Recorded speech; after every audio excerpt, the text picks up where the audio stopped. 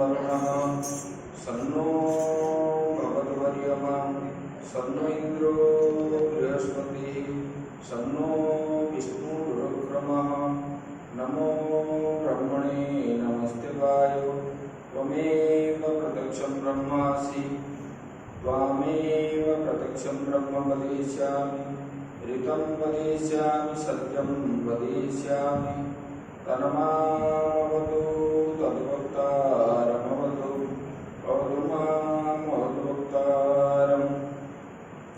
ॐ शान्ति शान्ति शान्ति। शङ्करं शङ्कराचार्यं केशवं बादरायणं सूत्रभाष्यकृतो वन्दे भगवन्तौ पुनः पुनः। ईश्वरो गुरुरात्मेति मूर्तिभेदविभागिने व्योमवद्व्याप्तदेहाय दक्षिणामूर्तये नमः। गुरुर्ब्रह्मा गुरुर्विष्णु गुरुर्देवो महेश्वरः गुरुः साक्षात् परं ब्रह्म तस्मै श्री गुरवे नमः। वंशी विभूषितकरा नवनीरदाभा पीताम्बरतरुणबिम्बफलाधरोष्ठा पूर्णेन्दुसुन्दरमुखादरविन्दनेत्रा कृष्णात् परं किमपि तत्त्वमहं न जाने। नारायणं नमस्कृत्य नरं चैव नरोत्तमं देवीं सरस्वतीं व्यासं ततो जयमुदीरये। मूकं करोति वाचालं पङ्गुं लङ्घयते गिरिं यत्कृपातमहं वन्दे प्रणमानन्दमाधवम्।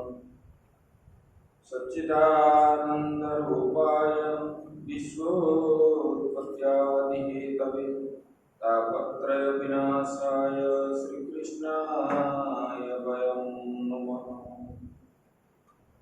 प्रिय सच्चिदानंद भगवान की सद्गुरुदेव महाराज की जय। श्रीमद्भागवत महापुराण की। ओम नमः पार्वती पतये हर हर महादेव।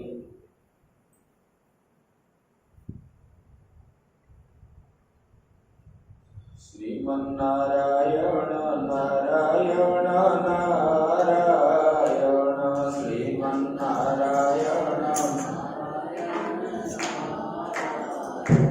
श्रीमन्नारायण नारायण नारायण श्रीमन्नारायण श्रीमन्नारायण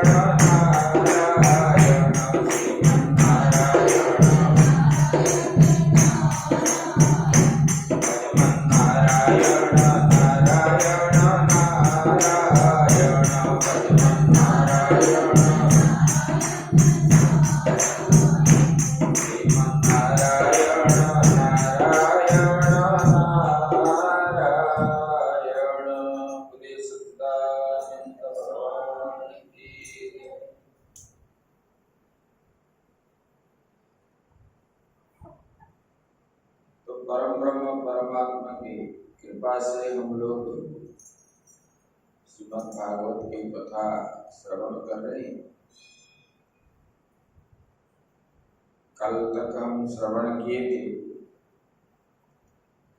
तो युधिष्ठिर महाराज ने महाभारत युद्ध के उपरांत उपदेश ग्रहण की भीष्म पितामह से, और भीष्म पितामह ने अपना पंचमहाभूत शरीर को पंचमहाभूत में मिला दिए, मिला करके परम पद को प्राप्ति हुई। उसके बाद भगवान ने बहुत दिनों का द्वारिका छोड़ के फिर द्वारिका जाने के लिए चिंतन की। बहुत बार बोले जाने के लिए, लेकिन भगवान को कौन छोड़ता है? जिनको मालूम नहीं है वो बोलेगा कि हम चले जाओ। बोलते हैं ना, गुरु और भगवान लोग नहीं छोड़ते। आजकल गुरु को देखने से चुप जाते हैं, खर्चा लग जाएगा, सेवा करना पड़ेगा। ऐसे भगवान को होते कि नहीं होते? कुछ लोग होते हैं ऐसे। तो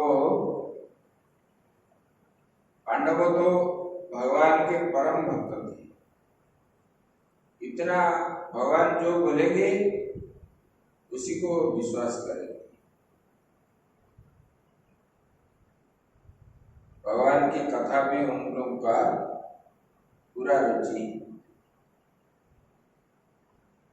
तो भगवान ने जब द्वारिका जाने के लिए, देखो भगवान होने पर भी उन्होंने युधिष्ठिर महाराज जी को बड़े भाई जैसे मानते थे, क्योंकि उम्र से बड़े हैं। इसलिए उन्होंने बिना आज्ञा से जाने को नहीं ये करते, और उनको बोलने लगे। जैसे बोलने लगे सबका मन जो है विषन्न हो गया, और विषन्न हो गया। भगवान इसलिए बहुत दिन रुक गए थे। भगवान के अत्यंत प्यारी जो है सुभद्रा है, और अभिमन्यु का देहांत होने के बाद इसलिए उन्होंने रहे सुभद्रा जी के मन में दुख ना पहुंचे। भगवान ने बहुत दिन वहां रहे, मतलब 2-3 माह ऐसे रहे। और जो है उन्होंने बताया, उषित्वा हस्तिनापुरे मासं कतिपयान् हरे सुहृदं च विशोकाय स्वसुश्च प्रियकाम्यया। बोले कि सुहृदाम, सुहृदा मतलब अपने बंधुओं को, अपने बंधुओं का जो शोक है, युद्ध के उपरांत सब लोग तो मर गए, वहां शोक की छाया, ये सब बंधु है ना कौरववादी, धृतराष्ट्र, गांधारी, उनका तो 100 पुत्र चले गए। इधर द्रौपदी के 5 पुत्र गए अपना, फिर उनके पिता माता के पिता और भाई धृष्टद्युम्न, राजा द्रुपद, ये सब गए आपके इस पंजाब के ही राजा है वो, पांचाल देश।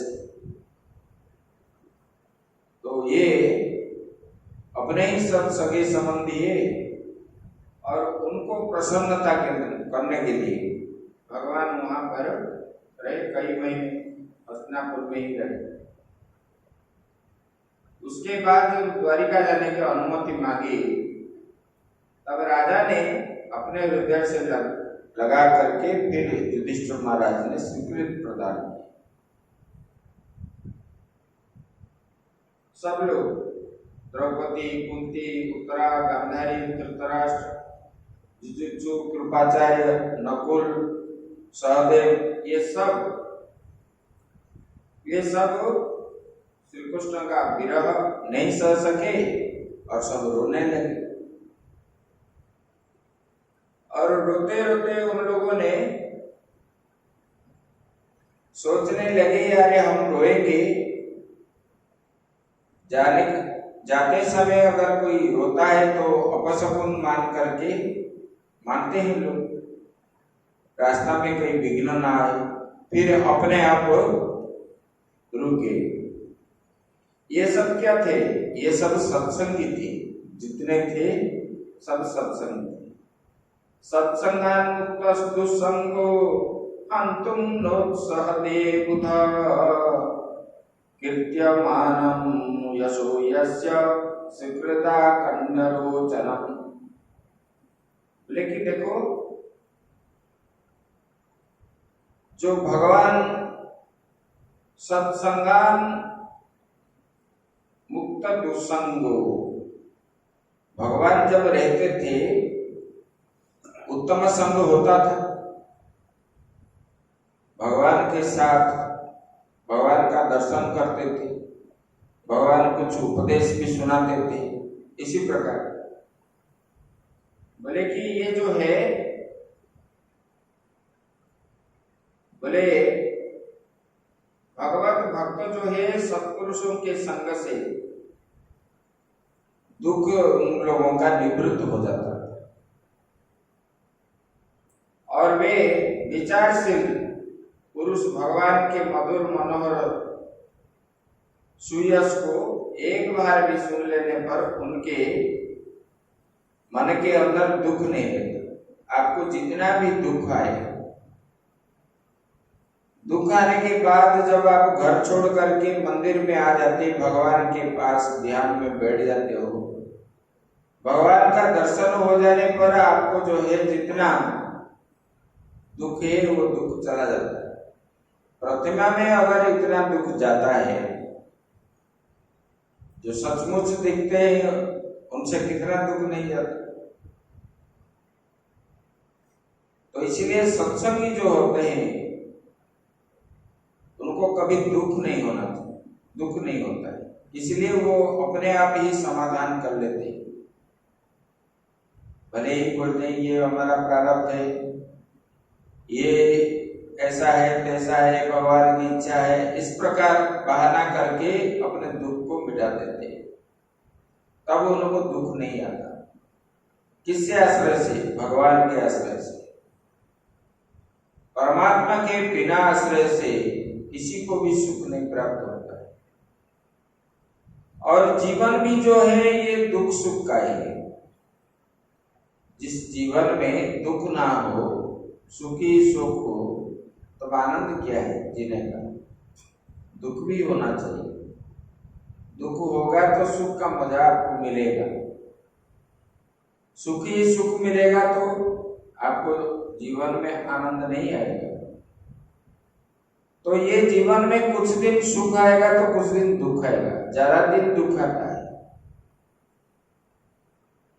और प्रारब्ध जो है भोग लेना अच्छा है, जल्दी प्रारब्ध समाप्त हो जाता है और उसको रुकने का हम प्रयास करेंगे, फिर दुगना होकर के बड़ा होगा। जैसे कि शरीर में कोई घाव आदि निकल रहा है, उसको दबाओगे तो दब तो जाएगा, लेकिन जब निकलेगा उससे बड़ा होकर के निकलेगा और 2-3 होकर के निकलेगा। ऐसे दुख जब दुख आता है तब दुख को भोग लेना अच्छा है, दुख को रोकना नहीं चाहिए। जैसे लोग पूजा पाठ आदि करते दुख रोकने के लिए, तो ऐसे करने से फिर दुख क्या है, दुगना होता है। बोले कि ऐसे भगवान के दर्शन से, स्पर्श से, उनके साथ आलाप करने से, साथ ही साथ सोने, बैठने, खाने, ये सब जो है पांडवों को उनका विरह जो है दुख तो आएगा ही। जब एक साथ हम लोग 2-4 महीना ऐसे रहेंगे, सुनेंगे और एक साथ मिलके बैठ के खाएंगे, एक साथ रहेंगे, तो एक दूसरे से बिछुड़ने से अपने मन में दुख होता है।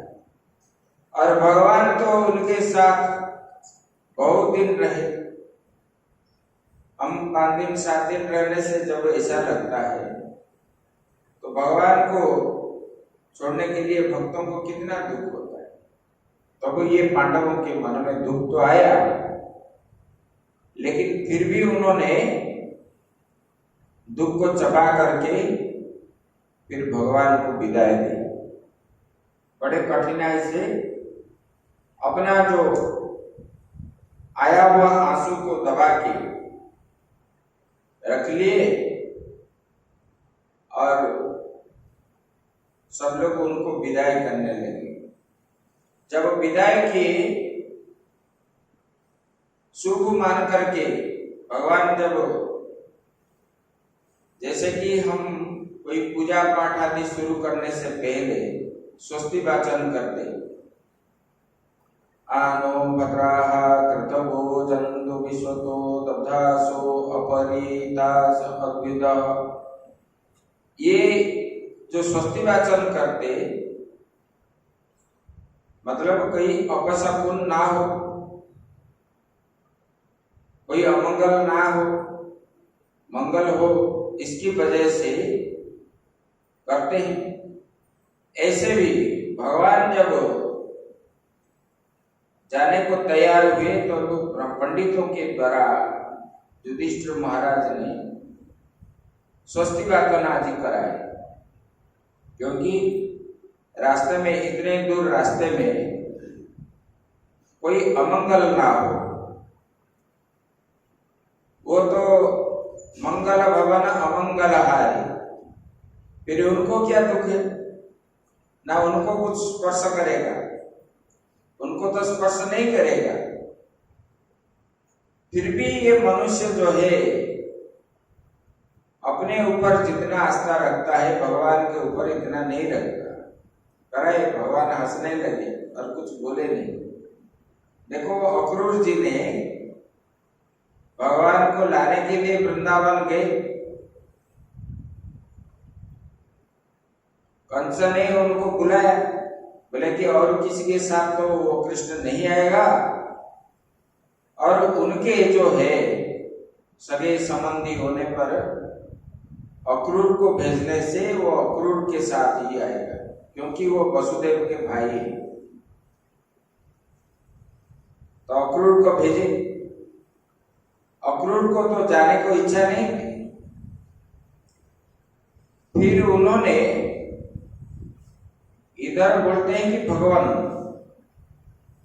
इधर जो है जाने से पहले अपने अपने सैनिक सामंतों को सब सूचित किए थे, कौन कहां तक आएगा, कौन कहां तक आएगा, सब इकट्ठा होंगे। अगर वो कंस की सैन्य आक्रमण करेंगे तो हम कैसे लड़ाई करेंगे, इस प्रकार। तो भगवान को रथ में बिठा दिए और लाख लेकर के आए, और गुप्तचर आकर के अक्रूर जी को रास्ते में संदेश देते थे। भगवान ने पूछे कि चाचा जी ये कौन है? बोले कि ये गुप्तचर है, किस लिए आए? तब उन्हीं का जो प्लान भगवान को बताए, हम इधर जाएंगे तो ये मिलेंगे, उधर जाएंगे तो ये मिलेंगे, उधर जाएंगे तो हमको झंडा दिखेगा, लोग जो हमारा ए बोलेंगे, इस प्रकार सब दिखाए। तब भगवान ने हंसने लगे। तब जो है भगवान को जमुना जी में रख करके और वो डुबकी लगाने गए। वो डुबकी लगाना भी एक प्रकार का संकेत है, हम आगे घाट के उस पार भी कुछ सन्निहित थे। तब भगवान ने हंसने लगे और बलराम जी बोले कि इनको कुछ ज्ञान दे दो। बोले कि अरे अभी नहीं, बाद में देंगे। अरे उनको दे दो। तो फिर बलराम जी की इच्छा से जमुना जी में जैसे डुबकी लगाए और जमुना जी के अंदर उनको सुनाई पड़ा, घंटी घंटा खोल ताल मृदंग आदि सब बजने लगा। जब आंख खोले जल के अंदर तो वहां भगवान कृष्ण और बलराम जी को देखने लगे। बोले कि मन में ये सोचने लगे, अरे ये कंस के भय से तो भाग नहीं गए। फिर ऊपर आकर के देखे जल के बाहर, तो भगवान वहां पर रथ में जैसे बैठे थे ऐसे दोनों भाई बैठे हुए।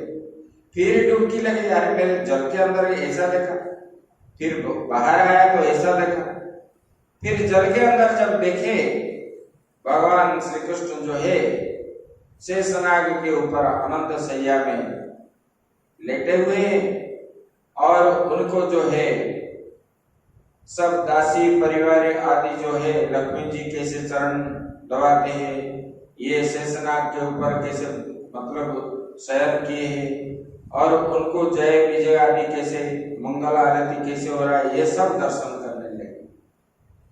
तब ये घबरा गए। बोले कि अरे मैं तो कितना भूल काम किया, स्वयं परम ब्रह्म परमात्मा को मैं पहचान नहीं पाया, मैंने अपने आप के ऊपर ये बल रखा। तब जो है बाहर आकर के रोने लगे भगवान को पकड़ के।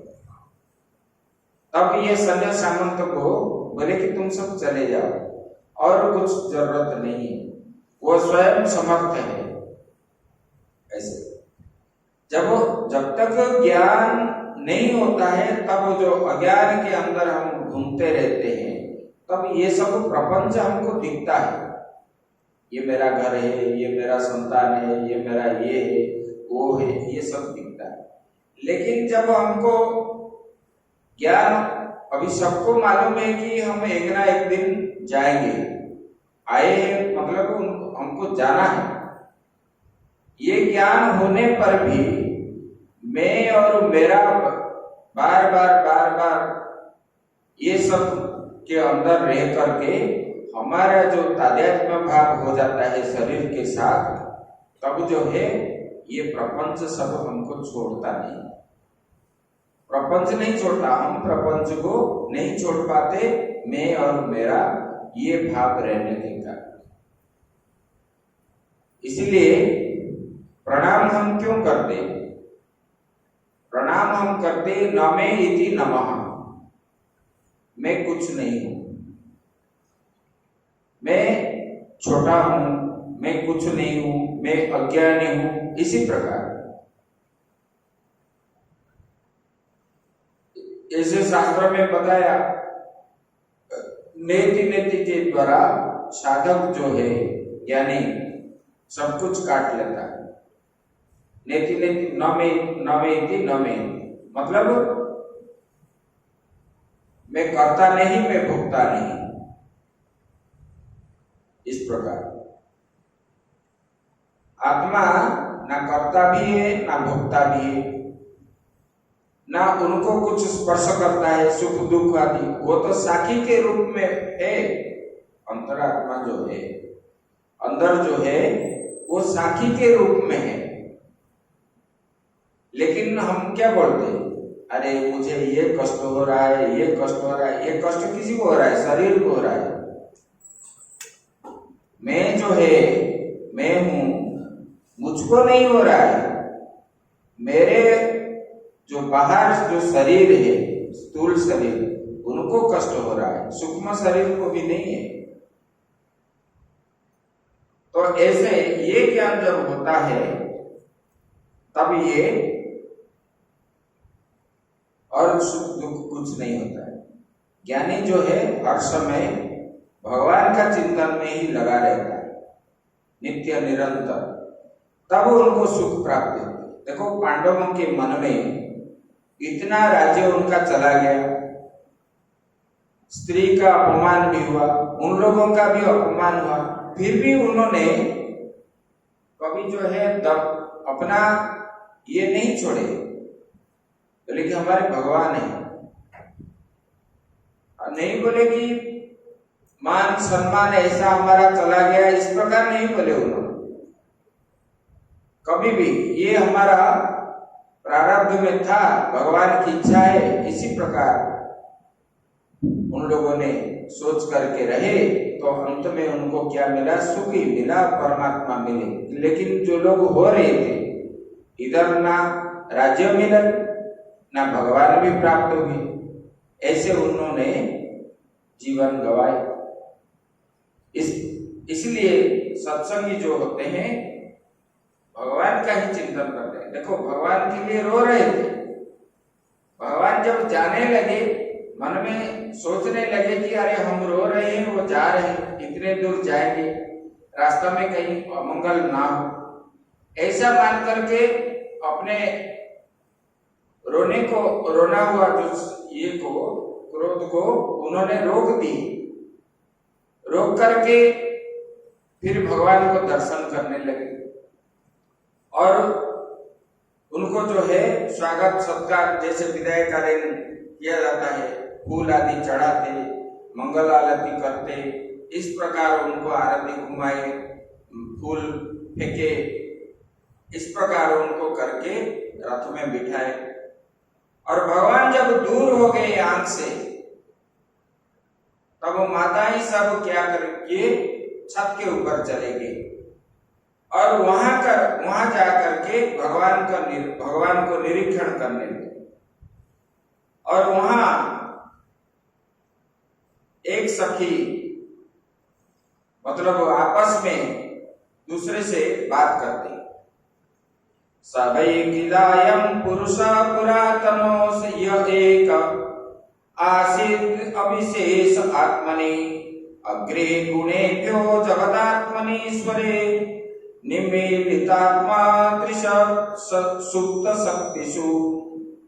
बोले कि हे सखियों, आपस में वो परस्पर बात करते, बोले कि हे सखियों, बोले कि सवैकिलायं पुरुषा पुरातन, बोले कि वही परमात्मा जो है श्री कृष्ण वो पुरातन है, उससे और पुरातन कोई नहीं है। क्योंकि प्रलय के बाद जो शेष रहता है,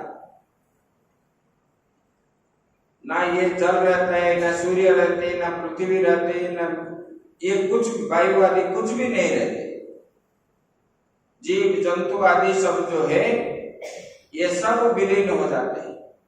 विलीन होने के बाद अवशेष में जो रहते हैं वही है पुरातन, सबसे पुराना। और वो क्या है? बोले कि वो सनातन है।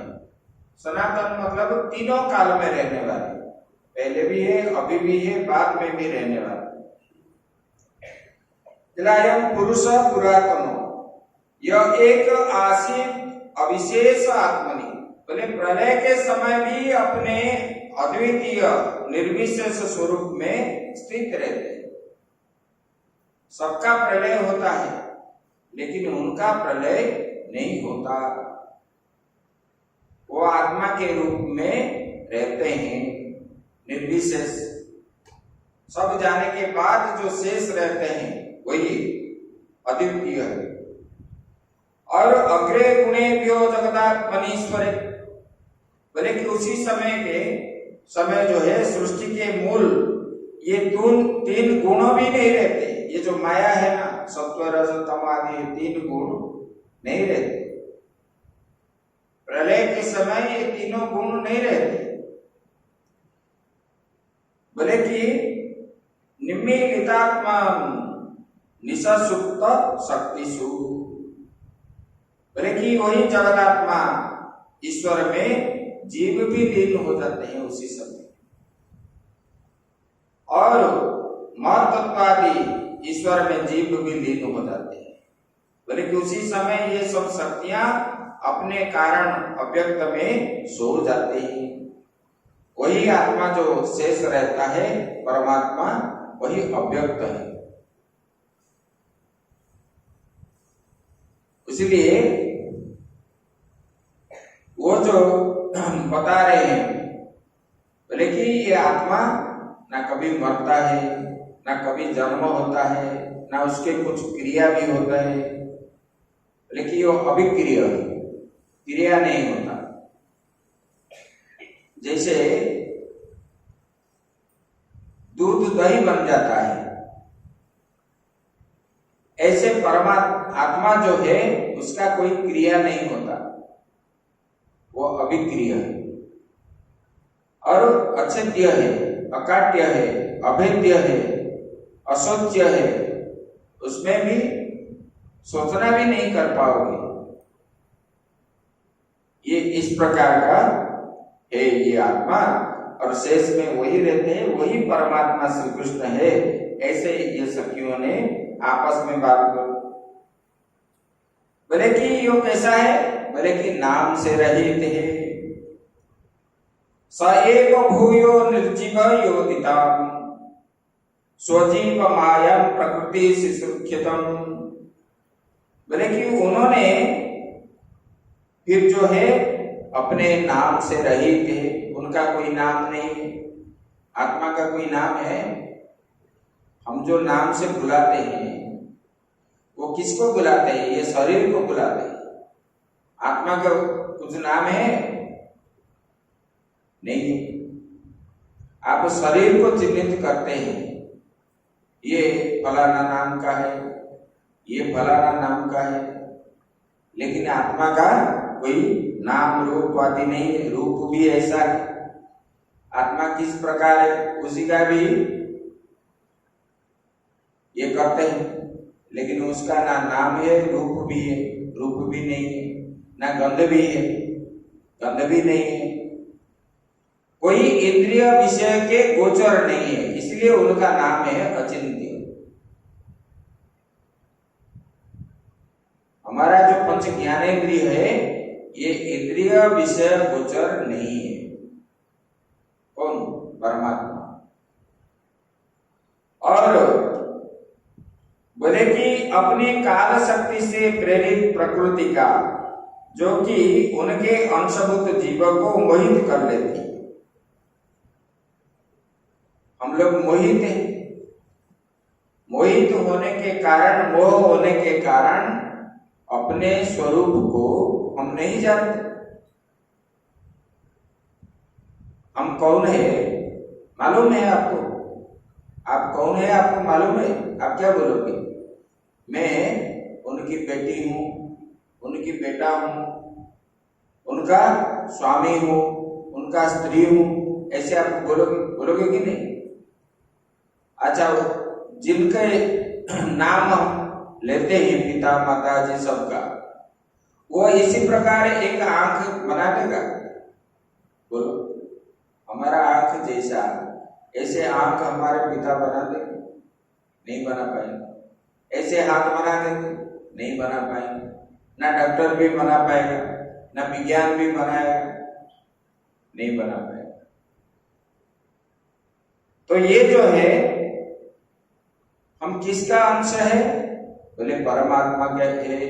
रामायण में है ना, ईश्वर अंश जीव अविनाशी अमल अचल सहज सुखराशि। हम ईश्वर के अंश है। जैसे कि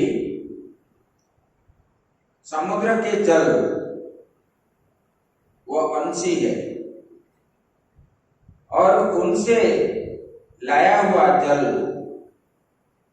एक लोटा हो, एक बाल्टी हो, वो अंश हो गया। बड़े तालाब का पानी जो है अंशी है, उससे हम एक लोटा पानी लाएंगे तो लोटे का पानी अंश हो गया। वो अंशी है, ये अंश है जी। जैसे ये जल अंशांशी भाव है, ऐसे जीव और परमात्मा अंशांशी भाव है। परमात्मा अंशी है, हम अंश है। गीता में भी आया है, ममैवांशो जीव लोके जीव भूतः सनातन। हम किसी का पुत्र नहीं है, किसी का पुत्री भी नहीं है, हम तो ईश्वर का अंश है, ब्रह्म स्वरूप है, अहम ब्रह्मास्मि, यही है। और ये प्रकृति के द्वारा हम लोग क्या है, मोहित हो जाते हैं। गुण के कारण हम बुद्धि के द्वारा मोहित हो करके ये शरीर को आत्मा मानते हैं। ये आत्मा मानने के कारण, शरीर को ही मैं मानने के कारण ही हमको ये बंधन होता है। वास्तव में ये शरीर आप है क्या है? आप जो बोलते हो, मैं शरीर बोलते हो कि मेरा शरीर बोलते हो? मैं शरीर बोलते हो, मेरा शरीर। जैसे कि ये मेरा कपड़ा है, कपड़ा मेरा मतलब ये कपड़ा मेरे से अलग है कि नहीं? मेरा जो होता है मेरे से वो अलग होता है। ये कपड़ा मेरा मतलब मेरे से वो अलग है। ऐसे मेरा शरीर मतलब ये शरीर मुझसे अलग है। तो मैं कौन हूं? वही बता रहे। इसका खोज जब करोगे, मैं स्वयं सच्चिदानंद घन ब्रह्म ही हूं, आत्मा हूं। आत्मा से अतिरिक्त मैं और कुछ भी नहीं हूं। ये ज्ञान जब ढूंढोगे तब मिलेगा, तब परमात्मा में मन लगेगा। ये लोग ये सब ज्ञान उनको था, तब जो है इन लोगों ने भगवान को मानते थे, भगवान के परम भक्त थे। देखो भगवान जाने के बाद ये माताएं आपस में किस प्रकार, बोले कि इससे बढ़कर संसार में कोई है ही नहीं, वही परमात्मा है, उन्हीं से ही ये चराचर ब्रह्मांड सृष्टि हुआ है। और हम लोग जो है उनके माया के द्वारा तादात्म्य हो करके शरीर को अपने मानकर, मैं ही मानने के कारण ही हम ये बंधन में फंसते और हम बार बार आना जाना पड़ता है। ये बता रहे बोले कि उनको सृष्टि के रचना में प्रवृत्त होते हैं ये माया को लेकर के। परमात्मा ने माया के द्वारा ही जब प्रकृति में क्षोभ होता है, तब जो है सृष्टि रचना करने की ये माया को लेकर के होते हैं। बोले कि ये जगत में जिसका स्वरूप का साक्षात्कार हो जाता है, किसका होता है? बोले कि जो जितेंद्रिय है, जो अपने इंद्रियों को अपने मुट्ठी में रखते हैं, जीत लिए हैं इंद्रियों, मन को जो अपने बस में रखते हैं, तब वो जो है ज्ञानी है, जोगी है, वही। बोले कि जो रखते हैं उसका मन क्या है? प्रफुल्ल होता है और निर्मल रहता है, उसमें कभी ये नहीं होता। बोले कि ये क्या है? बोले कि उनको ऐसे क्यों होता है? ना वो जो आत्मा का चिंतन करता है वो और दूसरा कोई नहीं, ये भगवान से कुछ नहीं है। उनका साक्षात्कार होने के कारण उनके मन में कभी ना सुख, कभी ना दुख, कभी ना सुख, ऐसे समस्थिति में वो ज्ञानी रहते। दुखेश्वनुत विग्रह मनाहा सुखेशु विगत ज्वरः। वीतराग भय क्रोध स्थिता धीर मुनि रुच्यते, बताते हैं गीता में। जब दुख आया कभी हाय हाय नहीं करते, जब सुख आया तब आनंद विभोर नहीं होते, सुख और दुख उभय में सम परिमाण में रहते हैं। भक्त जो होते हैं भगवान के, वो उनको ना सुख भी होता है ना दुख भी होता है, बस अपने भजन में वो मस्ती रहते हैं। ये संसार का कुछ भी हो जाए उनको कोई फर्क नहीं पड़ता। लाहौर यूनिवर्सिटी में रामतीर्थ महाराज जी प्रोफेसर थे और फिजिक्स वो पढ़ाते थे उसी समय। लाहौर मतलब जब भारत में था लाहौर, उससे पहले। तो वो जो प्रोफेसर थे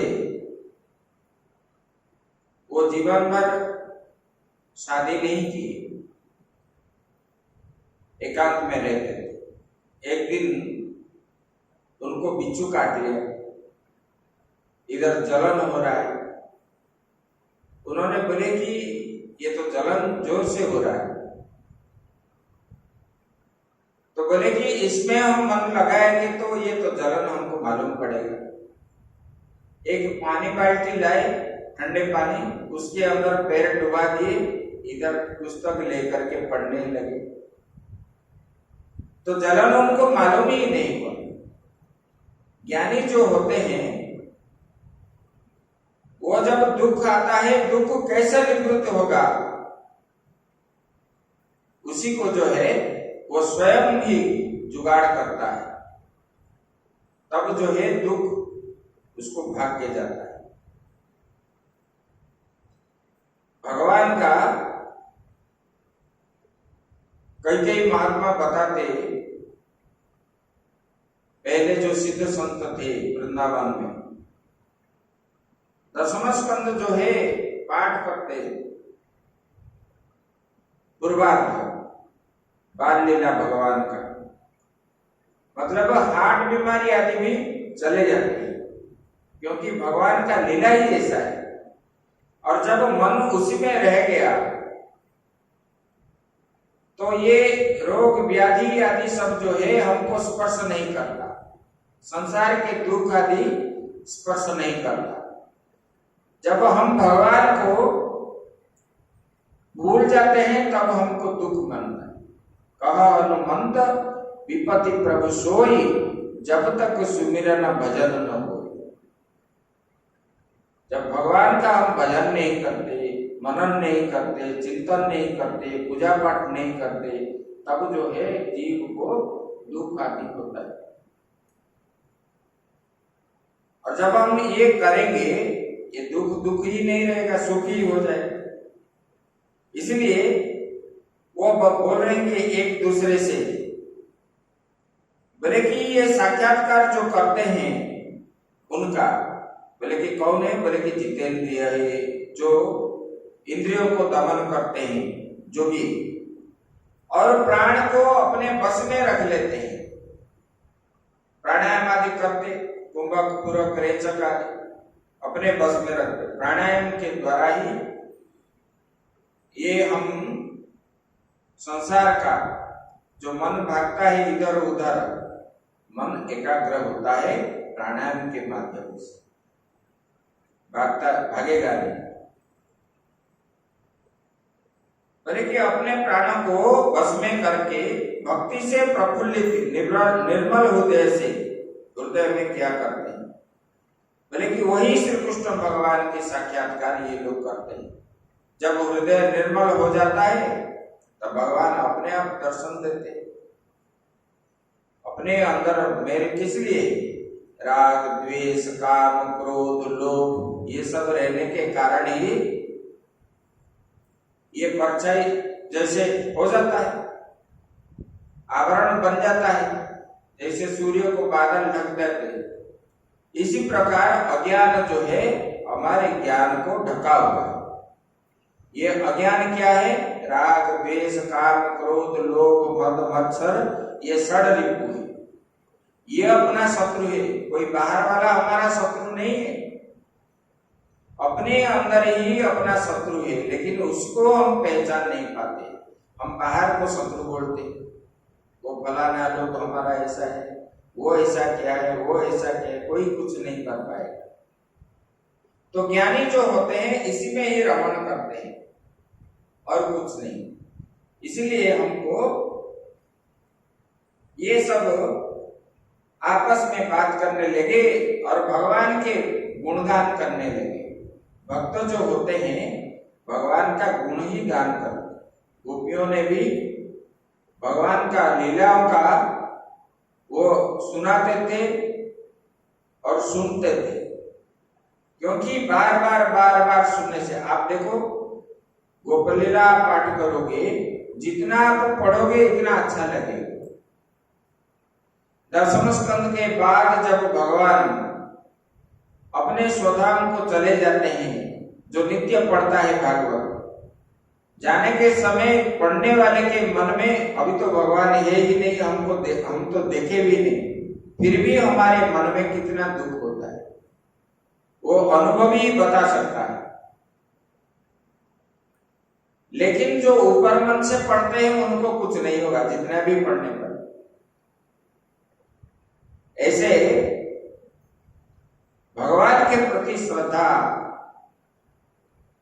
इन लोगों के थे, इसलिए उन्होंने भगवान का ही, भक्त जब इकट्ठा होते हैं भगवान की ही बात करते हैं, सांसारिक बात नहीं करते। सत्संगी आपस में जब मिलते हैं सत्संग की बात करेंगे,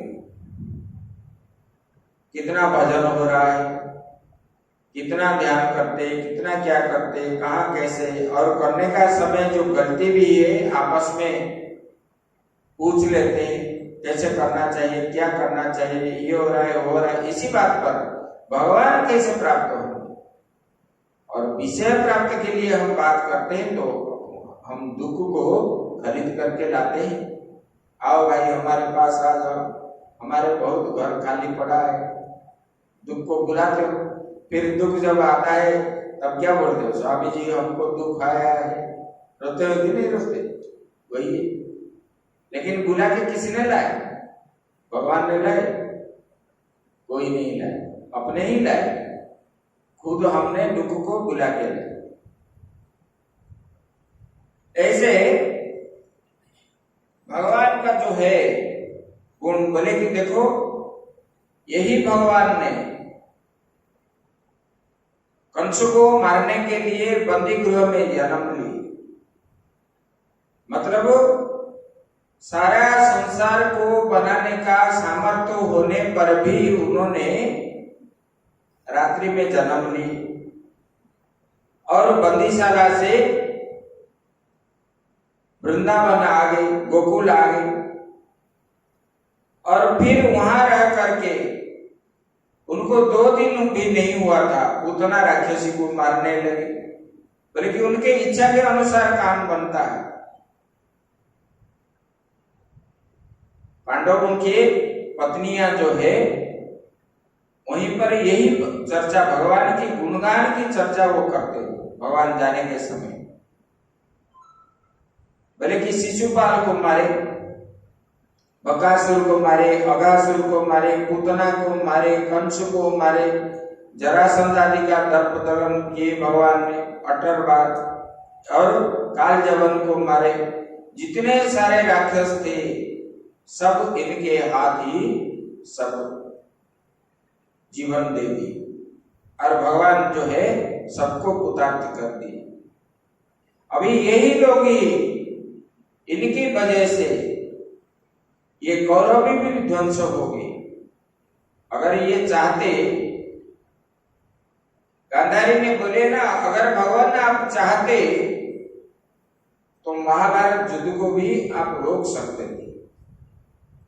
आपने जानबूझ करके मेरा वंश को नाश कर दिया, इसलिए मैं आपको श्राप देती हूं, आपका वंश भी इसी प्रकार नाश हो जाए, पानी देने के लिए कोई भी ना रहे। ऐसे उन्होंने भी श्राप दिया। वो सती नारी थी गांधारी, भगवान ने भी उनके श्राप को स्वीकार भी किए।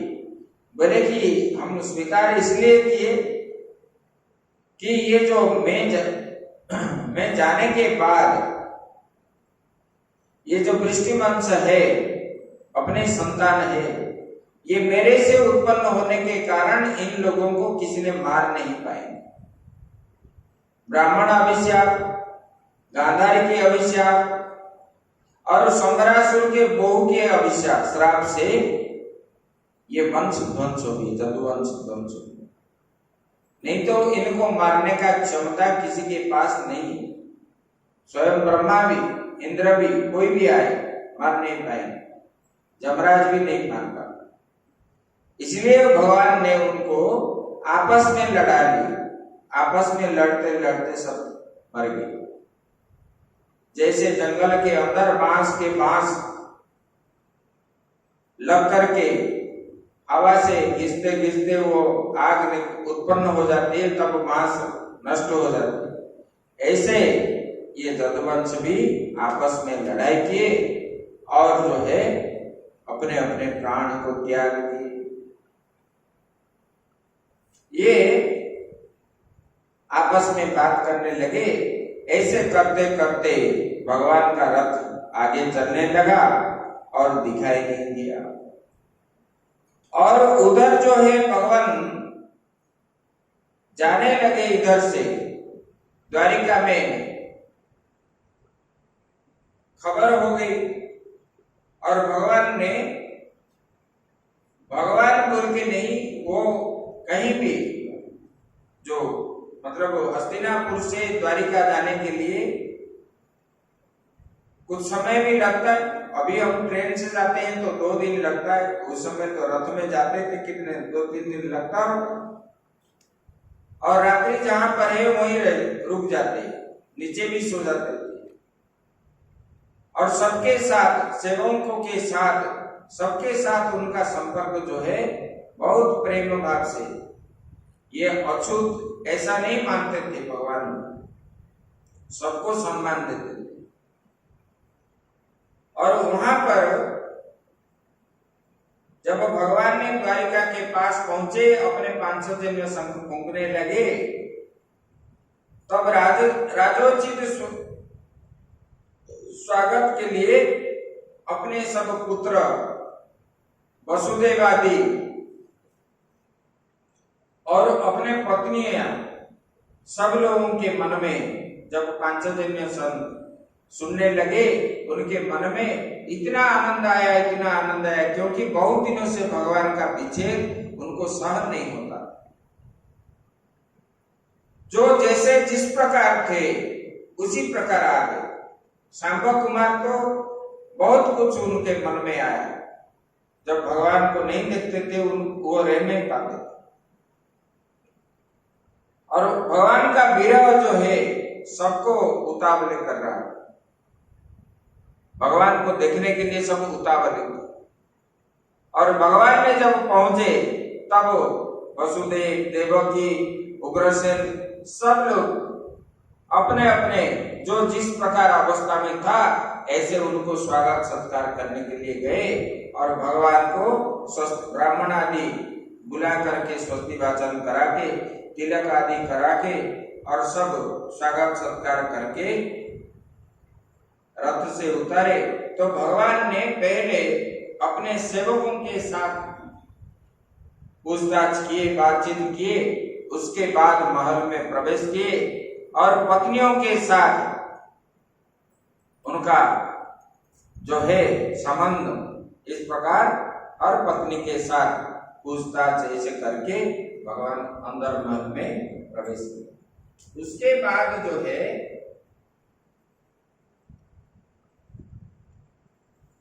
परीक्षित महाराज जी का जन्म है। बोले कि अस्वस्थमा ने जो तेजस्वी ब्रह्मास्त्र छोड़ा था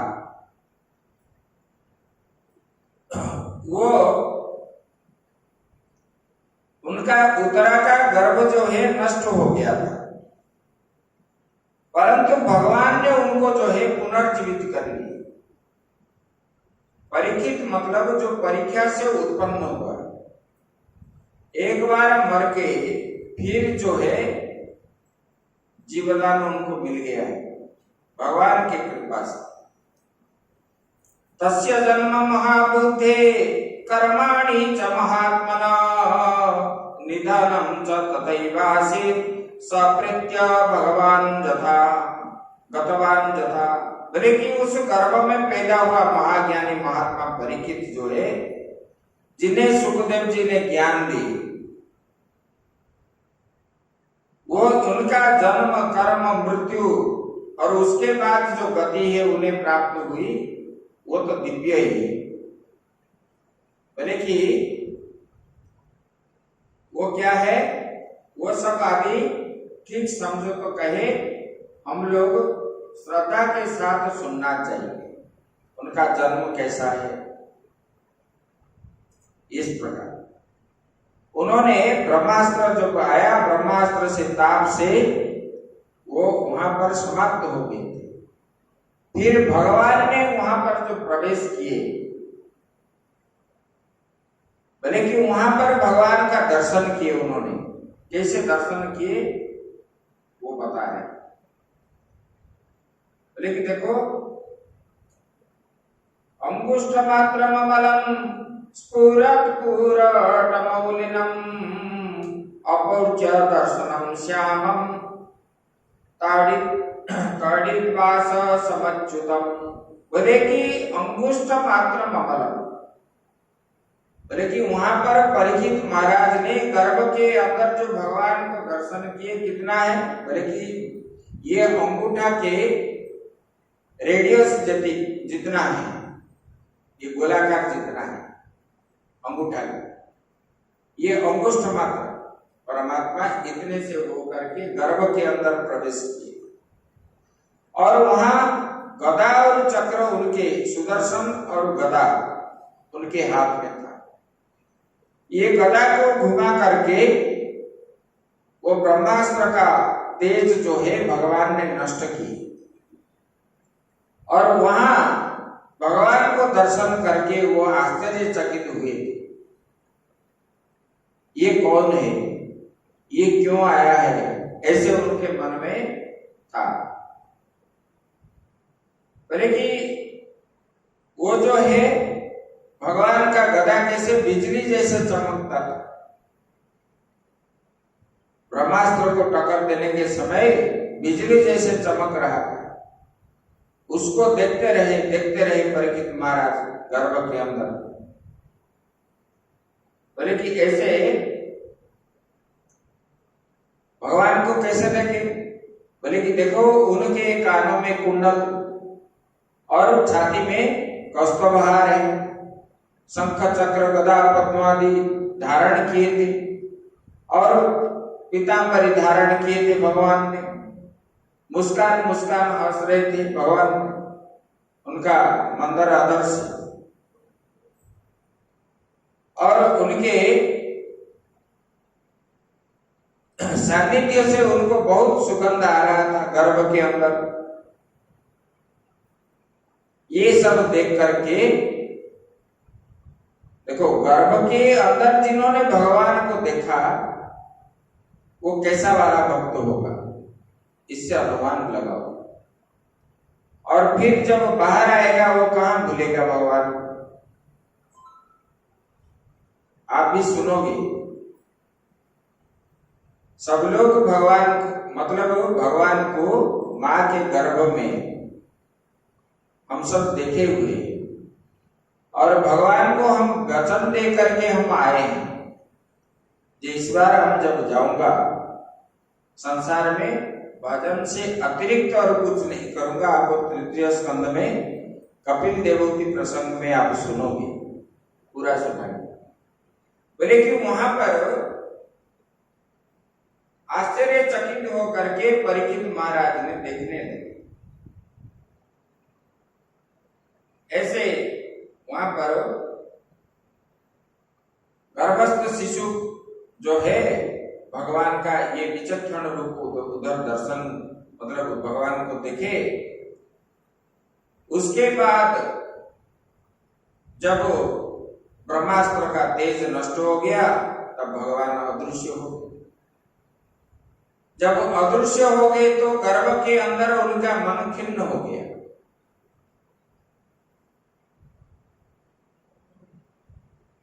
और कुछ दिनों के बाद वो जन्म हुए। तब उनका जो है जात कर्म आदि कराने लगे युधिष्ठिर महाराज ने। परीक्षित महाराज जो है पांडवों का पोता है, पुत्र तो अभिमन्यु था, ये पोता है अभिमन्यु का पुत्र। तब जात कर्म आदि करवाए। तो फिर जो है युधिष्ठिर महाराज ने ब्राह्मण को पूछने लगे जात कर्म के समय इनके भविष्य के बारे में। बोले कि महाराज आपके ये पोता जो है ये दिव्य पुरुष बनेगा, चक्रवर्ती सम्राट बनेगा। इनके शासन काल में सूर्यास्त नहीं होगा। इसका मतलब है ससागरा पृथ्वी का ये शासक रहेंगे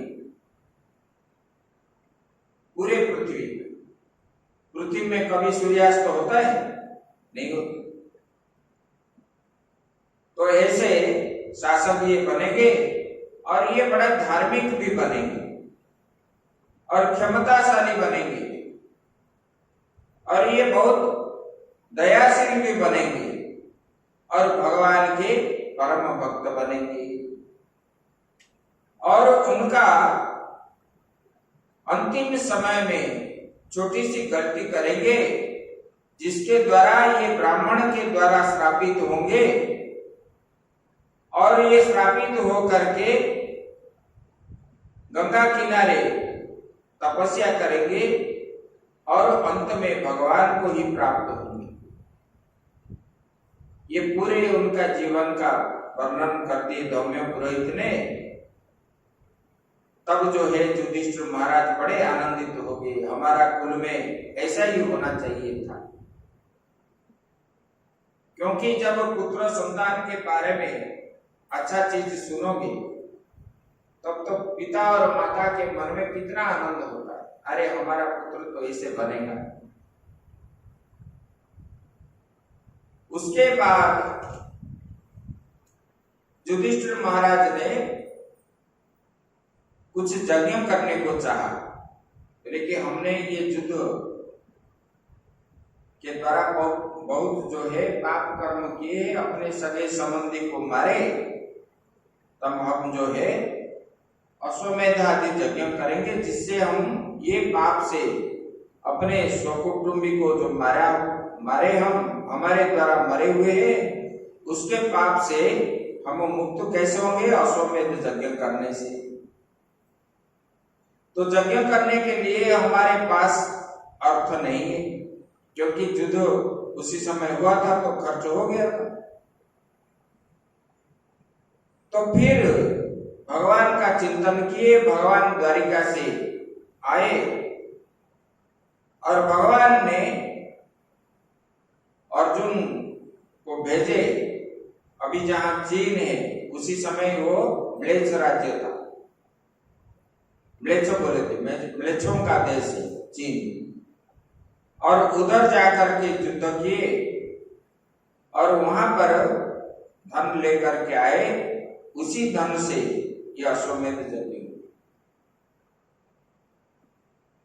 उसी समय परीक्षित महाराज जी को 1-1.5 महीना ही हुआ था।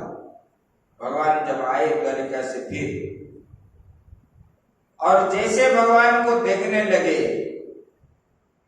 लेटे हुए थे, उठ करके अपने आप बैठ गए परीक्षित महाराज और इतना हंसने लगे भगवान को देख करके, सब आश्चर्यचकित बन गए। बोले क्या रे, ये सोया था, ये इतने छोटा सा बालक है, शिशु है, ये कैसे उठ गया, अपने आप बैठ गया और भगवान को देख करके खिलखिल हंसने लगे। और जब भगवान जब उधर से चले जाते थे तब तो रोने लगे, क्योंकि उन्होंने यहाँ पर व्यासदेव जी ने बोले कि वो गर्भ में भगवान को दर्शन किए इसलिए उनका मन जो है भगवान का देखने के लिए ही, उससे ही उनको आनंद प्राप्त होता था। बड़े बड़े महात्मा भी यही बोलते। तो ऐसे यज्ञ किए, यज्ञ करने के बाद फिर भगवान ने द्वारिका चले गए विदाई लेकर के, और साथ में अर्जुन छोड़ने के लिए गए। ऐसे युधिष्ठिर महाराज जाने के बाद सबके मन में दुख भी हुआ था, और भगवान जाने के कुछ दिनों के बाद जब महाभारत युद्ध प्रारंभ हुआ, तब जो है भगवान ने एक धृतराष्ट्र को विदुर जी ने उपदेश देने लगे। बोले कि देखो, आप राजा होकर के अन्याय कर रहे हो, क्योंकि ये जितने हैं ये पांडव भी तेरा पुत्र है, आपको पुत्र जैसे, पिता जैसे मानते हैं, और आप अन्याय कर रहे हो, उनको राज्य देने से वंचित कर रहे हो, तो ये धर्म आपका पिता का धर्म नहीं है। तब उनके ऊपर उत्क्षिप्त होकर के दुर्योधन ने और शंकुनी ने झगड़ा करने लगे। तब विदुर जी ने बोले कि मैं हस्तिनापुर में नहीं रहूंगा। ऐसा करके तीर्थाटन करने के लिए चले गए, और अपना अस्त्र शस्त्र आदि रख करके युद्ध से 5-10 दिन पहले ही वो तीर्थाटन में चले गए। और ये अश्वमेध यज्ञ के बाद तीर्थाटन करके वो वापस फिर हस्तिनापुर आए। जब हस्तिनापुर आए, युधिष्ठिर महाराज ने जब उनको दर्शन किए, तब उनको इतना आनंद आया, इतना आनंद आया,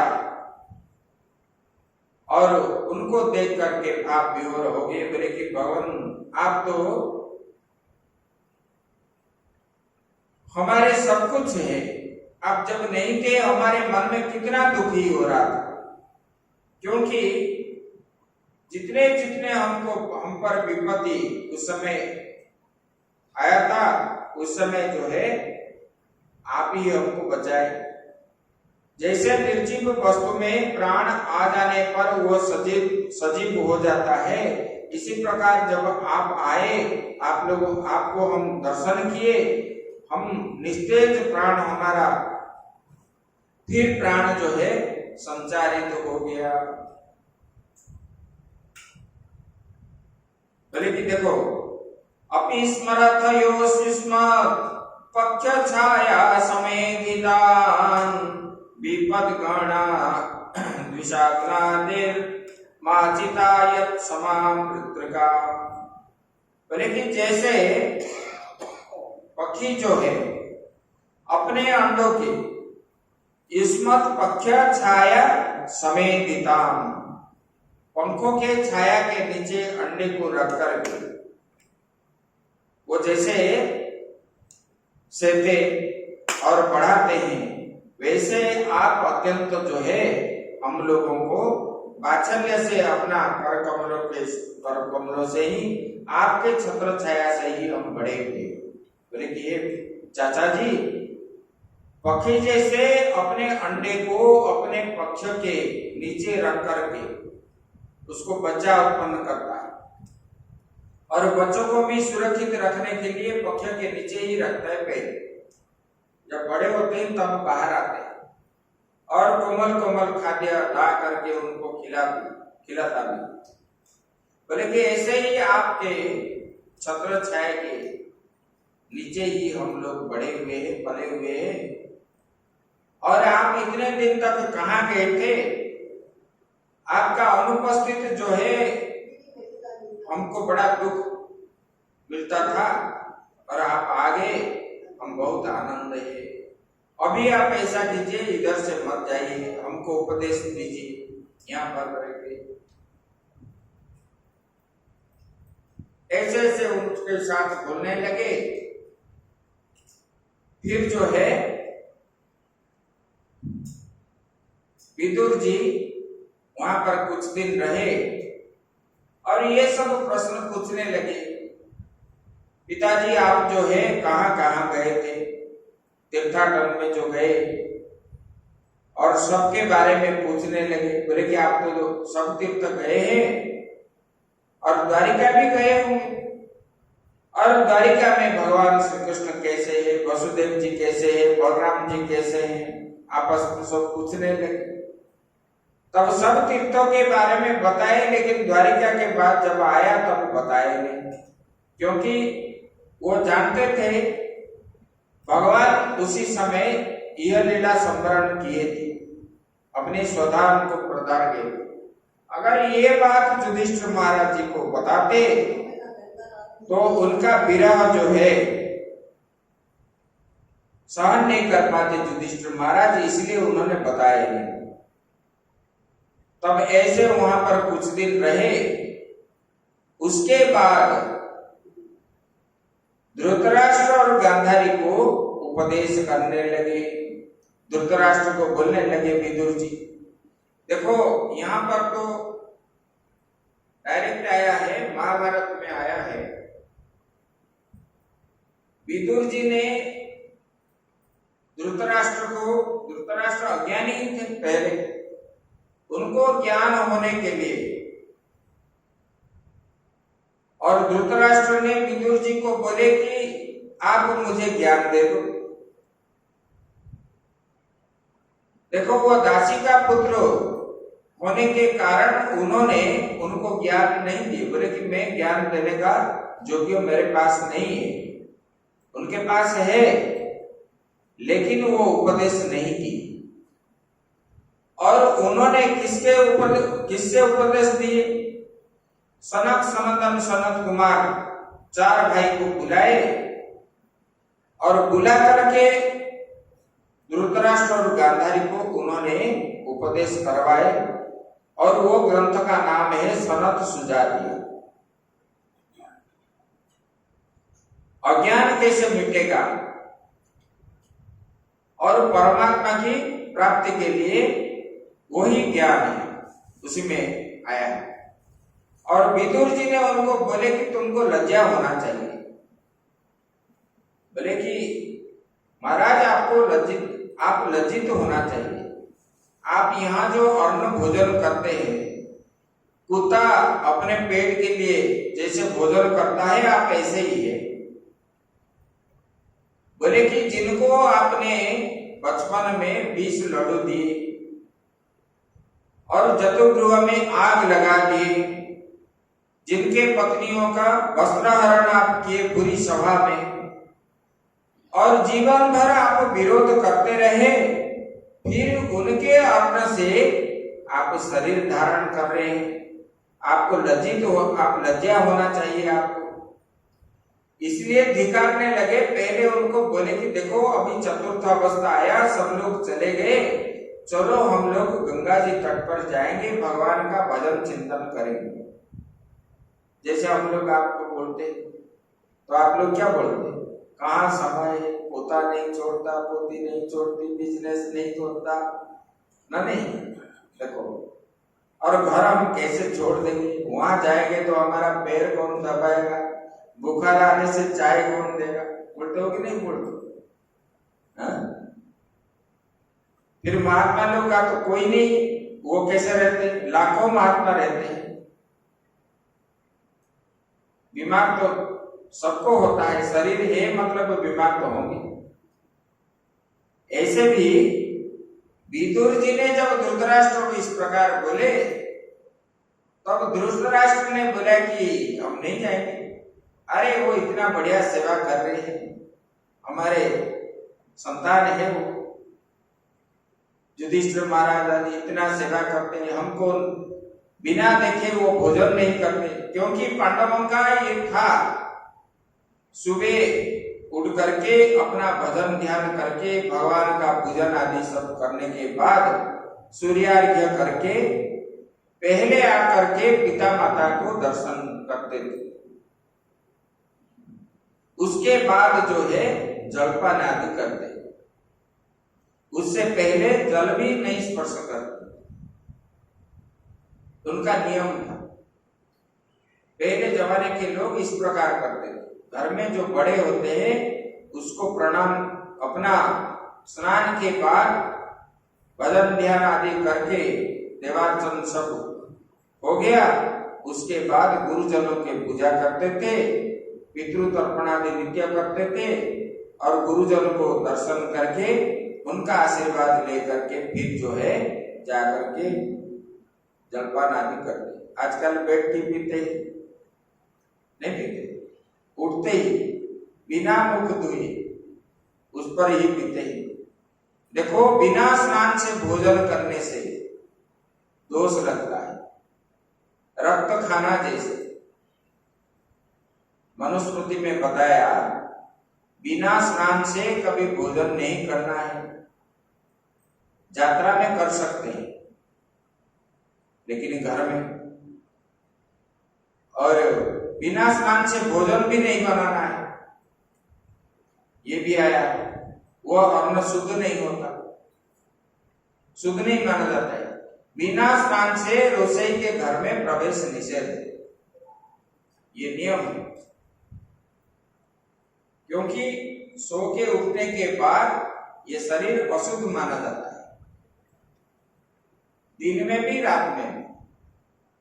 उसके बाद जो है स्नान आदि करके, जिनका शरीर खराब है मंत्र स्नान आदि करके फिर कपड़ा जो है हाथ पैर धो करके कपड़ा बदलने के बाद ही रसोई में प्रवेश करना है। आजकल तो इधर रसोई बनाएंगे, इधर खाते रहेंगे, इधर चूल्हा को भी छूटा है, वो बर्तन भी छूटा है, वो प्रसाद भी छूटा है। गुजरात में जाओगे तो इस हाथ में खाएंगे, इस हाथ में आपको देंगे, चाहे महात्मा हो चाहे पंडित हो, ऐसा ही। और हर जगह भी ऐसा चलता है। तो ये अशुद्ध माना गया है। ये जो है अपना सम दम तितिक्या प्रति, ये जो है उसमें सूची भी एक प्रकार का साधन है। पवित्रता जो है, आप सूची रखोगे तो मन में पवित्रता रहे, और मन पवित्र हो तो परमात्मा की प्राप्ति के लिए वो सुगम होता है। मन में जैसे आप स्नान जिस दिन नहीं करते, स्नान करने तक आपके मन में शांति मिलती है? नहीं मिलती। कैसे कैसे भले ही आप मतलब ये करो, लेकिन स्नान के बाद जो शांति मिलती है उतना नहीं मिलती पहले। तो ये सब चीज जो है ध्यान देना चाहिए, क्योंकि ये हमारा परंपरा है। ये बच्चे सीखते हैं, जज्जसा सरति श्रेष्ठा ततो देवे तरो जना सयत प्रमाणम कुरुते लोकोस्तदनुवर्तते। हम जो जो करेंगे हमारे पीछे वाले जो पीढ़ी आएंगे वो सब सीखेंगे, उनको ये सिखाना चाहिए। हम करेंगे तो वो करेंगे, अगर हम नहीं करेंगे बोलेंगे तो वो नहीं करेंगे। इसलिए ये जो है पांडवों ने मन को जीत लिया धृतराष्ट्र और गांधारी का। तो ये धृतराष्ट्र जाने के लिए वन को जाने के लिए तैयार नहीं थे, तो विदुर जी ने उनको जो है डांट फटकार लगाए, और फिर एक दिन सुबह सुबह उठ करके उन लोगों सब लोग जागने से पहले ये रात्रि में अंधकार में सुबह प्रभात में ही उठ करके जंगल की ओर चल पड़े। कहाँ? हरिद्वार। हरिद्वार में सप्त सरोवर में जहाँ सप्तर्षि रहते थे, गंगा जी 7 भाग हुए, वहां पर जाकर के तपस्या करने लगे। और जब सुबह अपना कर्म समाप्त करके आए, युधिष्ठिर महाराज ने पिता और माता को दर्शन के लिए, तब अपने कक्ष में जब नहीं मिले तब युधिष्ठिर महाराज ने बहुत रोने लगे और संजय को पूछने लगे। संजय जी बोले हमको भी बताया नहीं, वो चले गए, कहाँ गए? तब ये युधिष्ठिर पांडव आदि सब रो रहे थे, उसी समय नारद जी पहुंच गए। नारद जी को देख करके युधिष्ठिर महाराज ने प्रणाम किए और रोने का कारण जब पूछे तब नारद जी को बताए सब। नारद जी बोले आप जो है वो जिस रास्ते में गए हैं अपना कल्याण के लिए गए, अभी इसी अवस्था में जाना भी चाहिए, आप रो मत, वो अभी ठीक से वो भजन करते हैं। अब अगर आप उनके पास जाओगे तो उनको जो है प्रतिबंधक आप बनोगे, तो उनका जो है मुक्ति ना हो पाए। तो वहां पर गंगा किनारे वो रह करके धृतराष्ट्र जी ने कठोर तपस्या की, बिना खाए पिए रहे और भजन किए, बहुत समय बैठने लगे। धीरे धीरे धीरे धीरे उनका शरीर क्षीण होने लगा। तब शरीर से योग शक्ति के द्वारा उन्होंने पंच प्राण को महाप्राण में मिला दिए और जो है पंचभूत में अपने शरीर को मिला दिए, पंच ज्ञानेंद्रिय को, और वो जो है मुक्ति को प्राप्ति होगी, उत्तम गति को प्राप्त होगी। ऐसे गांधारी भी, कुंती भी, कुंती तो भगवान जब यह लीला संवर करने का समाचार सुने तब तो है वहीं वो शरीर छोड़ दिए। और विदुर जी ने जंगल में घूमने लगे। ये विदुर जी जो है धर्म का अवतार है, उनको श्राप हुआ था, मांडव्य ऋषि का श्राप था। एक ऋषि थे मांडव्य ऋषि, उन्होंने भजन ध्यान ज्यादा करते थे, जंगल में ही रहते थे। एक दिन क्या हुआ, कुछ चोरों ने राजा के नवर में घुस करके रानी अंशपुर से कुछ चुरा करके ले आए और राजा के नौकर ने उनको पीछा किए, सेनापति आए, और उन लोगों ने दौड़ते दौड़ते आए। मांडव्य ऋषि बाहर ध्यान में बैठे थे, उनको मालूम नहीं है, अंदर घुस गए और उसी में ये सामान सब डाल करके पीछे भाग गए।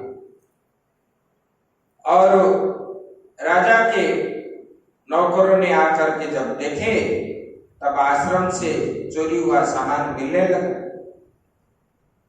तब राजा को जाकर के बोले, जब वो बोले तब मांडव्य ऋषि को लेकर के गए, उनके ऊपर न्याय हुआ। तो राजा ने उनको सूली पर बैठा दिया। जब सूली पर बैठे थे, सूली मतलब मलद्वार में इतने से लोहा घुसेगा और ऊपर भी कुछ ऐसे रहता है, इसी प्रकार बैठा के रखते थे, उसी को सूली बोलते हैं, बहुत कष्ट है उसे। तब उसी समय मांडव्य ऋषि ने बोलने लगे, अरे हम तो कभी पाप कर्म नहीं किया, फिर हमको ये दंड किसने दी, ये जमराज ने हमको दंड क्यों दी? तब उन्होंने जोग माया के द्वारा, वो तो त्रिकालदर्शी थे और हर जगह घूमने वाले थे, और उन्होंने जमलोक पहुंच गए और जमराज को पूछने लगे हमको ये दंड क्यों मिला?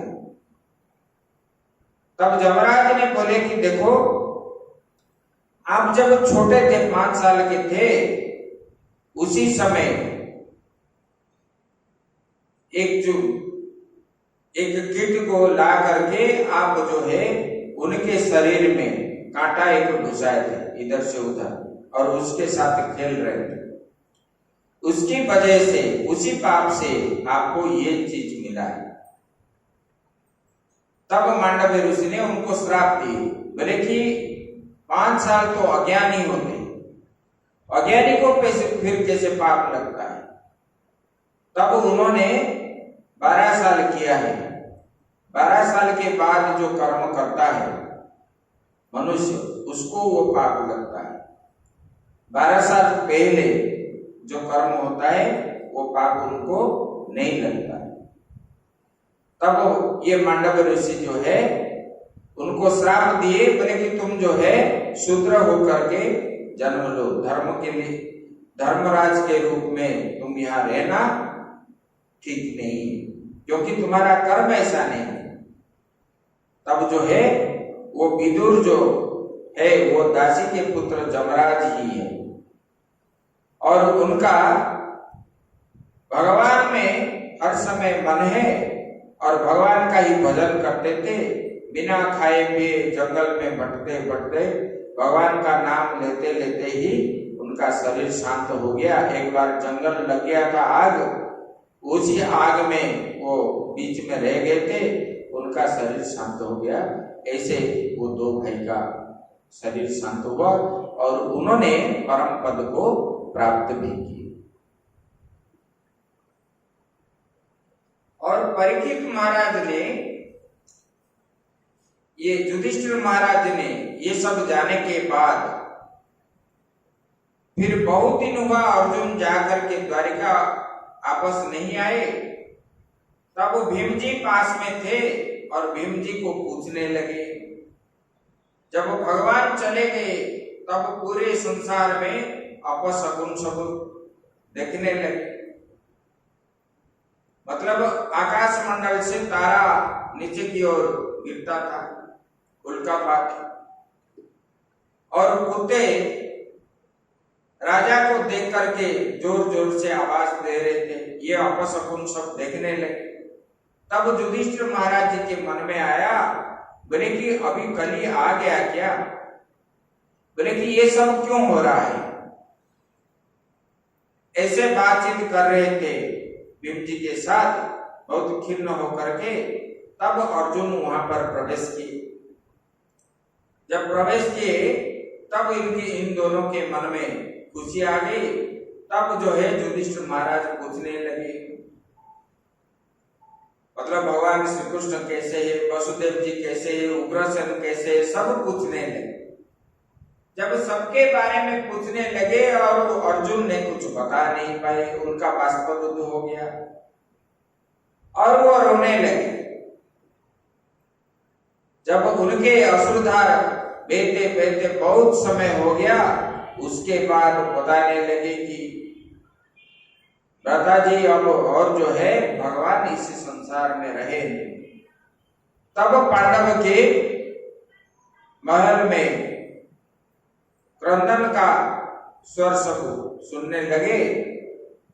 और उसके बाद युधिष्ठिर महाराज ने अपने को पूरा ये किया, भगवान का रीति नीति से जो करने का था कर लिए, दान पुण्य आदि कर लिए, और उन्होंने निश्चित कर लिए कि हम ये घर राजपाट आदि छोड़ करके जंगल की ओर जाएंगे। तब युधिष्ठिर महाराज ने परीक्षित महाराज जी को सिंहासन पर बैठाया, राज्याभिषेक कर दिए और जंगल की ओर चल पड़े। जब ये युधिष्ठिर महाराज निकलने लगे, उसके पीछे भीम, उसके पीछे अर्जुन, उसके पीछे नकुल और उनके पीछे सहदेव और द्रौपदी भी गए। और वो पैदल चलते चलते हिमालय की ओर चलने लगे। बद्रीनाथ से मनागांव रास्ते से वो स्वर्गारोहण के लिए चल पड़े। मनागांव के बाद द्रौपदी पहले ही गिर गई और उनका शरीर शांत हो गया। उसके बाद सहदेव जी का, उसके बाद नकुल जी का, उसके बाद अर्जुन का, उसके बाद भीम जी का शरीर वहीं ये हो गए। और धर्म देवता जो है कुत्ते के रूप में आए और वो आगे आगे चले और धर्मराज जी पीछे पीछे, ऐसे उन्होंने स्वर्गारोहण किया।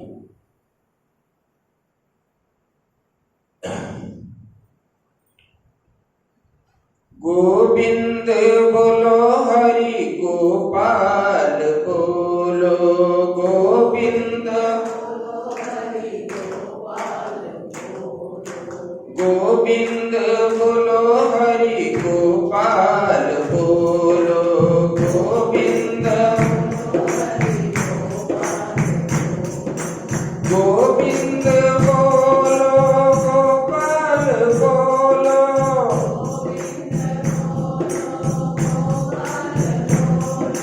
राधा रमण हरि गोविंद बोलो, राधा गोविंद बोलो हरि गोपाल बोलो, गोविंद गोविंद बोलो गोपाल बोलो,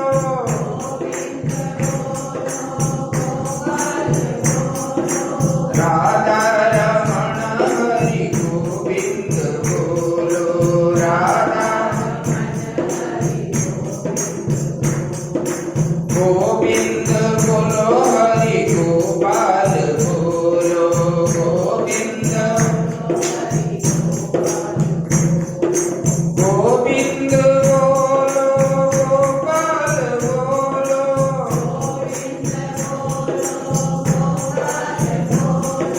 राधा रमण हरि गोविंद बोलो, राधा गोविंद बोलो हरि गोपाल बोलो, गोविंद बोलिए सच्चिदानंद भगवान की। तो फिर परीक्षित महाराज ने जब राजा हो गए, बन गए, उनको एक दिन जो है दिग्विजय करने का मन हुआ। तब उन्होंने अपना राज पोशाक आदि पहनने लगे और अस्त्र लेकर के घोड़े के ऊपर सवार होकर के निकल पड़े और विभिन्न देश विदेश आदि सब अपने राज्य में जाने लगे। और जहां गए उनको जो है लोग स्वागत सत्कार आदि किए और उनको बोलने लगे, बोले कि महाराज आप बड़े भाग्यवान हैं। बोले कैसे? बोले कि देखिए आपके दादाजी जो थे अर्जुन, वो भगवान जो संसार के सृष्टि करता, पालन करता और संहार करता, वही भगवान श्री कृष्ण का सखा रहे। और महाभारत युद्ध में आपके दादा के सारथी बन गए थे भगवान में स्वयं। तो भगवान का आशीर्वाद आप लोगों के प्रति बहुत था, इसलिए आप बड़े भाग्यवान हैं। ये सब महाभारत युद्ध में कैसे पांडवों के द्वारा अधर्मी शक्ति विनाश हो गया, ये सब सुने सब लोगों से। भीम जी ने कैसे दुशासन को वध की, उनका भुजा कैसे उखाड़े, और द्रौपदी का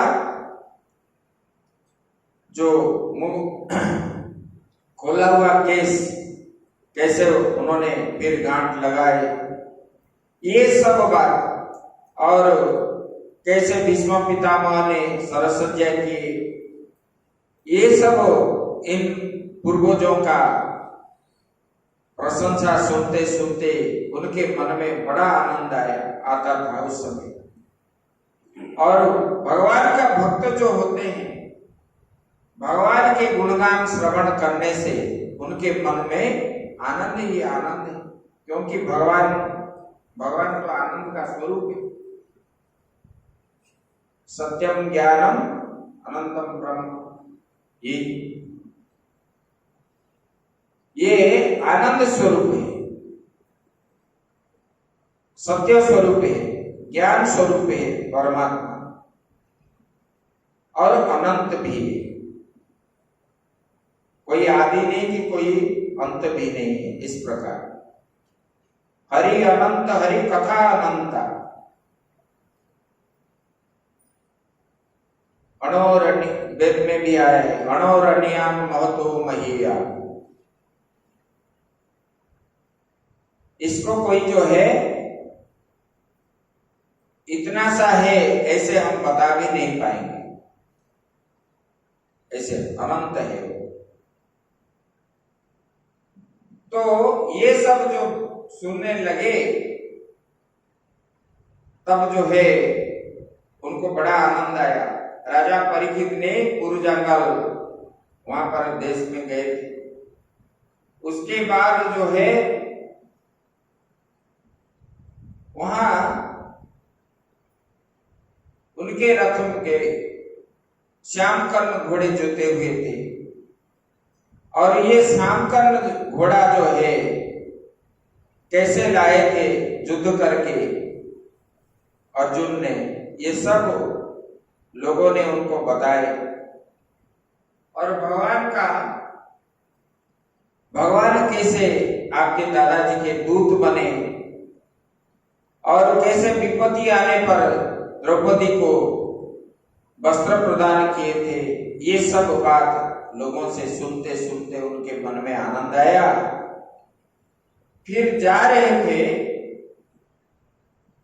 और उन्होंने देखने लगा एक पैर वाला बैल।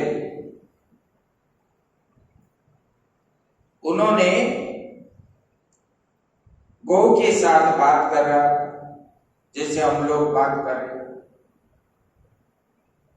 और उन्होंने पूछ रहा था गौ को, बोले कि हे कल्याणी, आप तो खुशी तो है ना,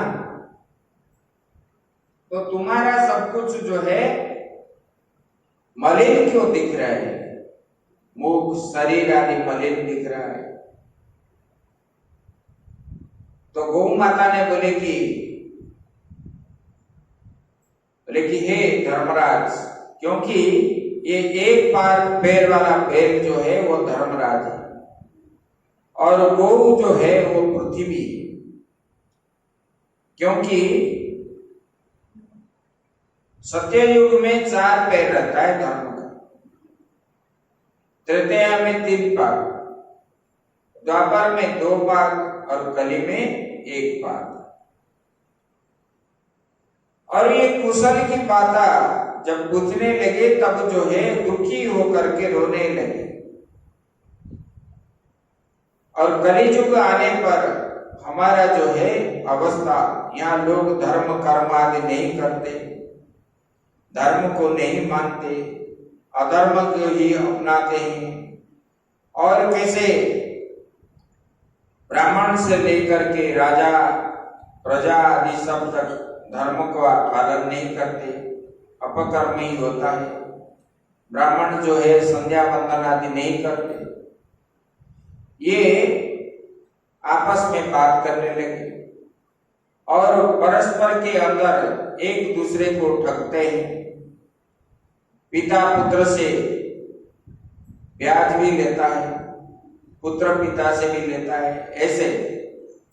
और गौ माता को कैसे मारते हैं वो भी बताने लगे।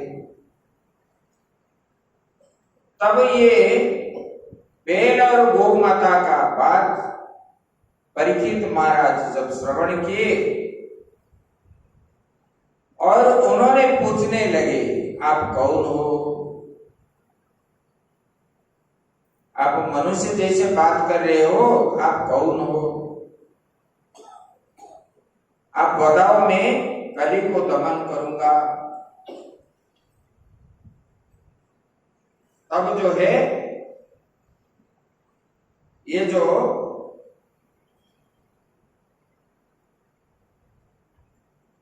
बोले कि देखो, पृथ्वी ने कहा,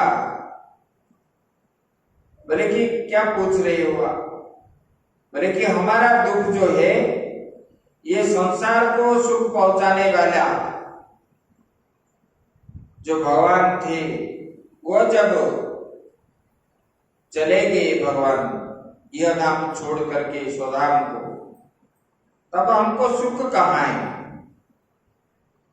बोले कि ये जो है सत्य, पवित्रता, दया, क्षमा, त्याग, संतोष, सरलता, सम, दम, तप, ममता, तितिक्षा, उपरति, शास्त्र विचार, ज्ञान, वैराग्य, ऐश्वर्य, निर्भीकता, विनयशील, साहस, ये सब जो है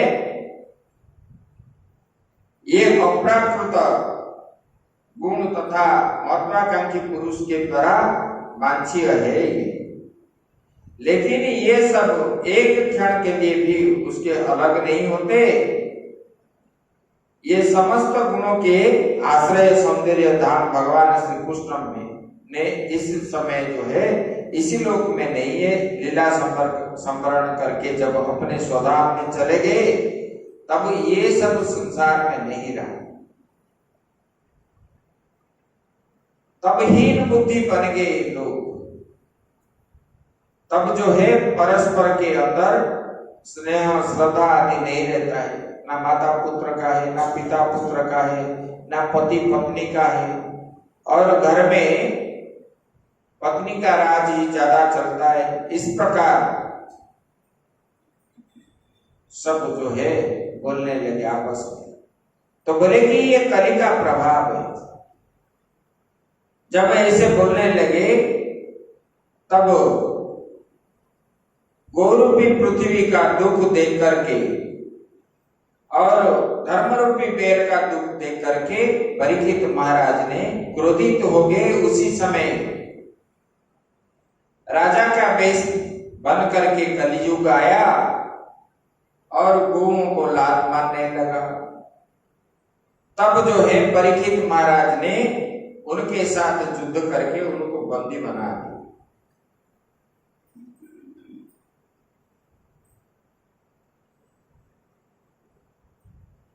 वो बता रहे हैं सत्य युग में क्या क्या था। तप शौचम दया सत्य मीति पाद कृते कृता अधर्मा शौत्रयो न भग्ना स्वय संग मदैस्तव।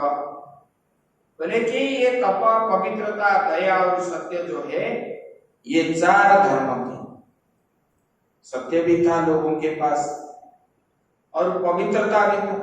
अभी हम जो बता रहे थे पवित्रता आप लोग ऐसे ऐसे करते हो, ये पवित्रता नहीं रहा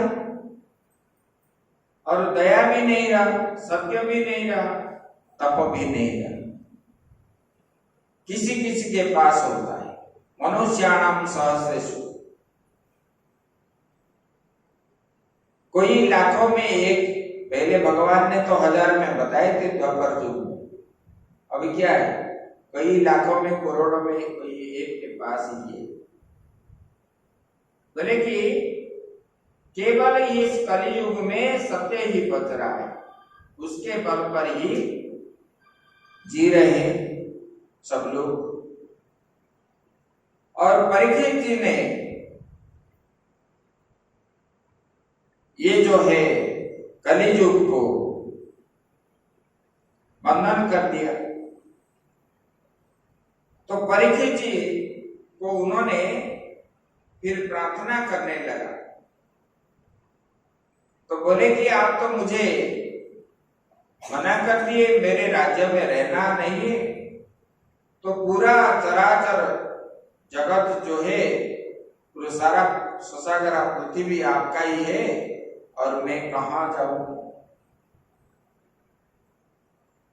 और मैं कहां पर रहूं। तो उनको जो है 5 जगह दी। बोले कि ये 5 जगह जो दिए, बोले कि ये 5 स्थान में आपका निवास स्थान है। पहले 4 दिए थे, बाद में 5 स्वर्ण में भी दिए। तो वहां पर निवास करने लगा, उधर से कहीं नहीं गया। और ये कलियुग क्या है? अभी जो हो रहा है, सत्य युग में भी ये था, नहीं था ऐसा नहीं है, लेकिन उसी समय ज्यादा लोग जो है भगवान के शरणापन्न थे तीनों युगों में। अभी भी है, देखो अभी जितना भगवान का पूजा पाठ कर रहे हैं 10-15 साल पहले इतना भी नहीं था। अभी तीर्थों में जितना भीड़ बन रहा है पहले नहीं था, लेकिन वो जो भीड़ होता है ये भगवान के भक्ति के कारण नहीं है, उसमें ये उपभोग करने के लिए जाते हैं, भगवान को प्राप्ति के उद्देश्य से नहीं,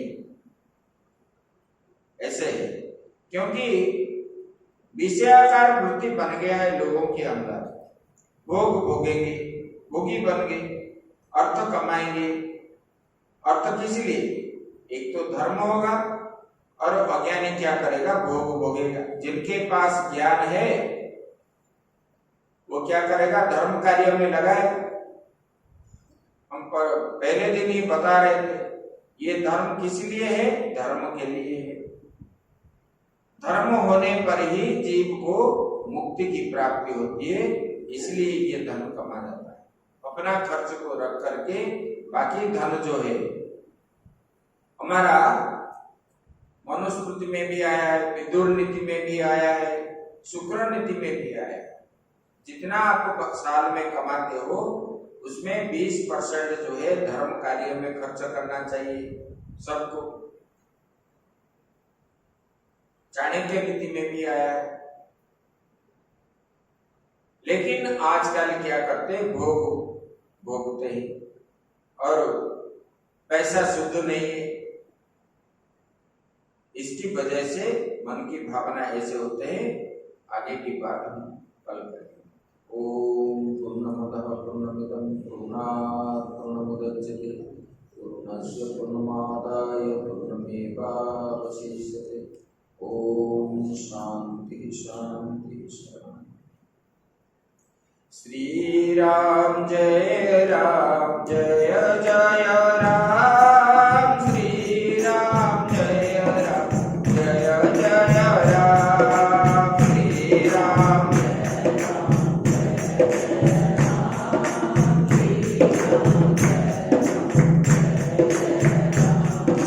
श्री राम जय राम, जय जय राम, श्री राम जय राम, जय जय राम, श्री राम श्री राम जय राम, जय जय राम, श्री राम जय राम, जय जय राम, श्री राम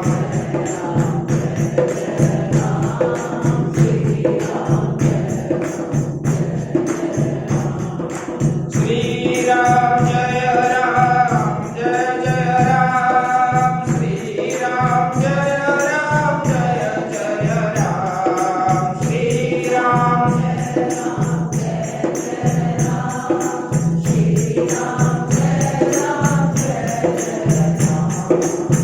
श्री राम जय राम, जय जय राम, श्री राम जय राम, जय जय राम, श्री राम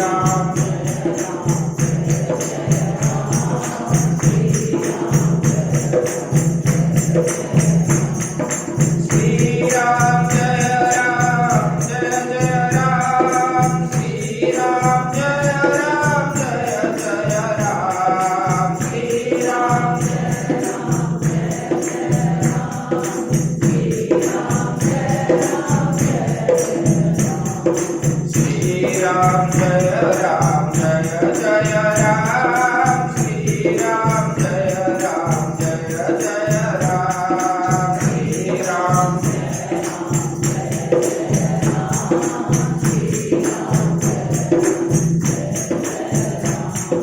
श्री राम जय राम, जय जय राम, श्री राम जय राम, जय जय राम, श्री राम